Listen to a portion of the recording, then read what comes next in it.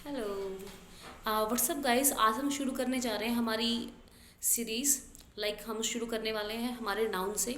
Noun मैं आपको already discuss करा चुकी हूँ कि नाउन होता क्या है। हर वो चीज़ जो आप देख सकते हैं, सुन सकते हैं और फील कर सकते हैं, वो नाउन होती है। आज हम रूल्स के ऊपर फोकस करेंगे। ओके, फर्स्ट रूल, जो हमारा एब्स्ट्रैक्ट नाउन है और मैटेरियल नाउन है, ना तो उनका हम प्लूरल कर सकते हैं और ना ही हम उनके सामने आर्टिकल लगा सकते हैं, ना ए ना एन ना दा।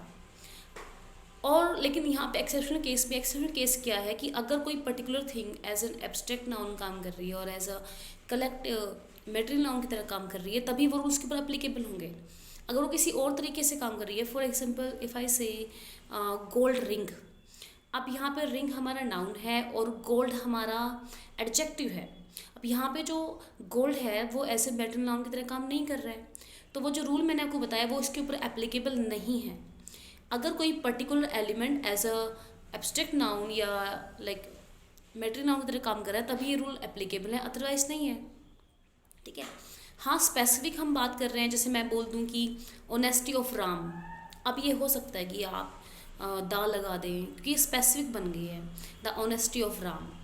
बट अगर मैं ये कहती हूँ the honesty is the best policy, this is grammatically wrong. आपको क्या कहना पड़ेगा?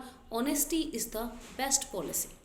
लेकिन मैं जैसे स्पेसिफिक बना दूँ द ऑनेस्टी ऑफ राम, फिर कोई इशू नहीं है, स्पेसिफिक बन गया है केस। ठीक है, तो यहाँ पे ये चीज़ एप्लीकेबल नहीं है। अब जैसे मैंने कह दूँ this bag is made up of the leather. अब ये ग्रामेटिकल गलत है। क्यों? क्योंकि देखो ये जो बैग है लेदर से बन रहा है, लेदर यहाँ पे ऐसे मेटल नाउन ही काम कर रहा है, तो यहाँ पे आर्टिकल दा का यूज़ गलत है।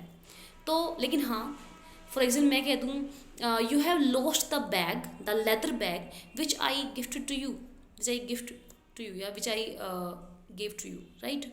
तो यहाँ पे स्पेसिफिक है। और वैसे भी जो लेदर बैग ही हम बात कर रहे हैं, बैग हमारा कॉमन नाउन हो गया। ठीक है, और जो लेदर है वो उसके बारे में एडिशनल इन्फॉर्मेशन है। इसका मतलब लेदर वहाँ पे कैसे काम कर रहा है, वो एज एन एडजेक्टिव की तरह काम कर रहा है, तो वहाँ पे वो रूल एप्लीकेबल ही नहीं है। ठीक है जी। और एक रूल की हम और बात करते हैं, हम बात करते हैं कलेक्टिव नाउन की। जो कलेक्टिव नाउन है, देखिए, अगर आपको उसके लिए कोई प्रोनाउन यूज़ करना पड़े तो आप क्या यूज़ करेंगे?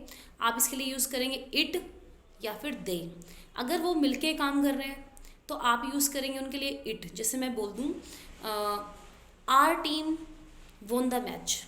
ठीक है, our team won the match. अब ये सारी ना मिलके खेल रही है और वो जीत गई है, तो वो सिंगुलर की तरह काम कर रही है। बट अगर मान लो टीम आपस में ही लड़ रही है, जैसे आपने देखा आजकल आईपीएल का टाइम है, तो आपस में ही लोग मतलब फाइट करते हैं या मैच होता है, तो आप बोल सकते हो टीम आर फाइटिंग।